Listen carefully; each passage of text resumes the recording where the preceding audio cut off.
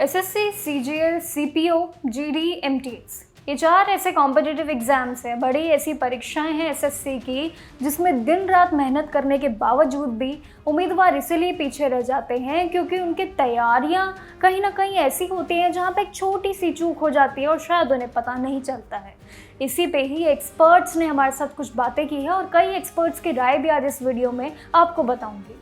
बिना परीक्षा पैटर्न के सिलेबस को समझना कैसे है और जहाँ पे स्टूडेंट्स हर एक टॉपिक को बराबर ही समय कैसे दें, जबकि कुछ चैप्टर्स एग्जाम्स के लिए ज़्यादा इंपॉर्टेंट होते हैं, तो वो कौन से हैं, ऐसी चीज़ें। इस समस्या से बचने के लिए देखिए सीधा है, एक्सपर्ट्स की बात मानेंगे तो शायद कहीं ना कहीं एक तरीका मिल जाएगा। पिछली परीक्षाएं जो रही हैं वो क्वेश्चन पेपर की जितनी भी स्टडी की है आपने, उनकी गहराइयों को कैसे समझना है, मैथ्स को, इंग्लिश को, जनरल स्टडीज़ को, और ये जितनी जनरल नॉलेज है, ये सब कुछ भरपूर सवाल कैसे होते हैं, चलिए जानते हैं। देखिए इसी आधार पे आप अपना स्टडी टाइम टेबल तैयार कर लो, जैसे जैसे आप चीज़ों को समझोगे। नेगेटिव मार्किंग को ध्यान से रखते हुए, समझते हुए सवाल हल करने की एक बेहतरीन रणनीति इस बार एक्सपर्ट्स ने कहीं ना कहीं अपनी बात रखी है। वहीं दूसरी बड़ी गलती आपकी कहीं ना कहीं क्या होती है कि ज़रूरत के ज़्यादा स्टडी मटेरियल आप इतना इकट्ठा कर लेते हैं, उसी में कंफ्यूज हो जाते हैं। जैसे कि ढेर सारी किताबें, अलग अलग टीचर्स के पेड कोर्सेज और साथ ही अलग अलग प्लेटफॉर्म्स के मॉक टेस्ट, ये कहीं ना कहीं कॉम्प्लिकेटेड कर देता है। इतने सारे रिसोर्सेज का एक साथ होने की वजह से क्या होता है कि मटेरियल बहुत ज़्यादा मिक्स हो जाता है, अच्छी तरीके से वो काम ही नहीं कर पाएगा। पढ़ाई के लिए बार बार दोबारा से रिवीजन करना ये बिल्कुल ठीक नहीं।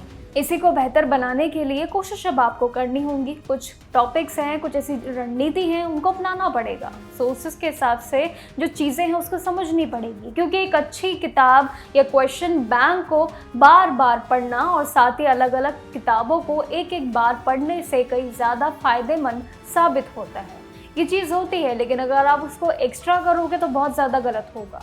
तीसरी और सबसे ज़रूरी थी, अगर हम देखें गलती, तो वो मॉक टेस्ट में पाई जाती है सबसे ज़्यादा मॉक टेस्ट में। अपनी गलतियों का जो आपका एनालिसिस है वो ना करना सबसे बड़ी गलती है। देखिए जैसे कि लगभग करीब आधा सिलेबस पूरा अगर आपका मान लीजिए हो जाए, उसे पूरी तरीके से कम एक मॉक टेस्ट आपको देना शुरू कर देना चाहिए, वो भी टाइम दे के। टेस्ट के बाद ये चेक करना चाहिए कि कहाँ पे आपकी कमी रह गई है, वो कमी आपको खुद परखनी है।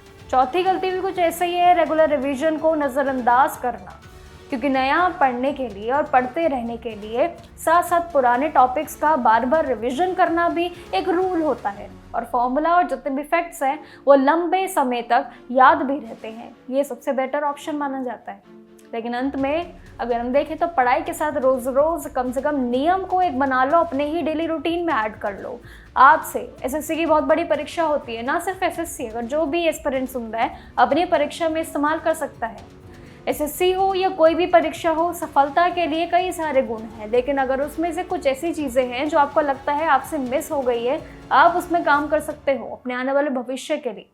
तो बाकी एक्सपर्ट्स की और भी ऐसी परीक्षाओं पे क्या क्या राय है वो ज़रूर आपके साथ शेयर करते रहेंगे बाकी डेली अपडेट्स में। तब तक के लिए नमस्कार और देखते रहिएगा जागरण जोश। नमस्कार।